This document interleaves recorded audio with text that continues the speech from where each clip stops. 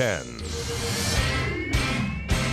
This is a strange pick, but I think we all sort of knew it was going to be on the list. I don't think group fights like this happen enough in Dragon Ball, but when they do, they've always got so much going for them. And this one against the Ginyu Force's loudest and proudest member Recoome definitely has its fair share. The Ginyu Force always felt like a double-edged sword to me.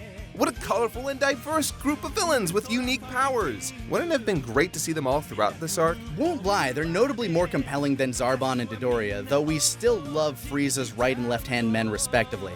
It's just too bad they show up out of nowhere, as if Toriyama realized he'd written himself into a corner by killing off all of Frieza's minions. Can't have the big bad himself step in just yet, so why don't we chuck these color-coded kooks at him? Of course, this does make for a couple spectacular fights. We'd be remiss not to mention Goldo's fight with Gohan and Krillin, what with its psychic shenanigans and time stoppery. Not to mention one of the most brutal endings to a fight in all of Dragon Ball. But the real meat of the battle comes when Recoome steps up to the plate. He's a tower of power, and unlike with Nappa, he's less of a meathead and more of a professional wrestler, showing off and having the time of his life as he goes up against our woefully outclassed heroes. Vegeta comes out swinging in one of the most beautifully animated segments in the entirety of the series up to this point. He holds nothing back in his tenacious assault, and while Recoome takes damage, he doesn't really show any signs of slowing down, and his counterattack shows the power gap between them in brutal contrast. While Vegeta manages to put some dirt on him, he also finds himself with a foot in the grave before Recoome's even broken a sweat, and it's only due to the efforts of Krillin and Gohan that he doesn't find himself on the receiving end of a killing blow.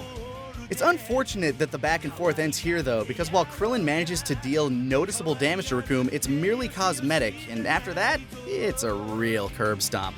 Krillin goes down in a single shot, and Gohan, despite drumming up the courage and strength to fight, is brutalized and eliminated from the battle without much effort on Recoome's part via a broken neck. Which is, in itself, a double-edged sword.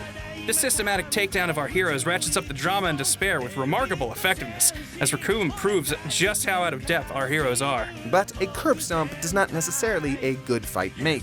There's only so much you can get out of a battle when one side has no hope of pulling out a victory. Truly spectacular fights have a give and take, a back and forth, swaying to each side as they progress the battle and inch themselves closer to a possible victory.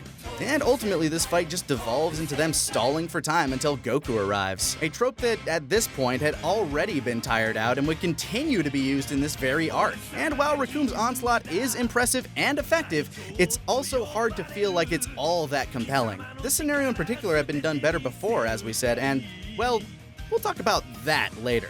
But as for this fight, it's still uniquely memorable for its amazing animation, brutality, and for being one of the few group fights in the series. While they may not work much in unison, it's still a thrilling change of pace from Dragon Ball's usual matchups. Moreover, the tension between Vegeta and his shaky alliance with the Earthlings as they tag each other out makes everything feel like it's inches away from falling apart. It's bad enough our guys have to fight one of the baddest brutes in the galaxy, but they can't even get along while doing it. The mental turmoil of our underdogs also comes in stark contrast to the heckling of DBCember, who provide both comedic relief with their zany wagers and bleak reminder that Recoome is merely a part of this ruthless cheer squad. It's just too bad Goku's gotta show up and ruin the mood. Seriously, I would have loved more time with the Ginyu Force as a real threat. All this masterfully crafted tension is less than 5 Namekian minutes away from being thrown out the window. But at least we can enjoy it while it lasts. And it wouldn't be nearly as effective if it overstayed its welcome. On a related note,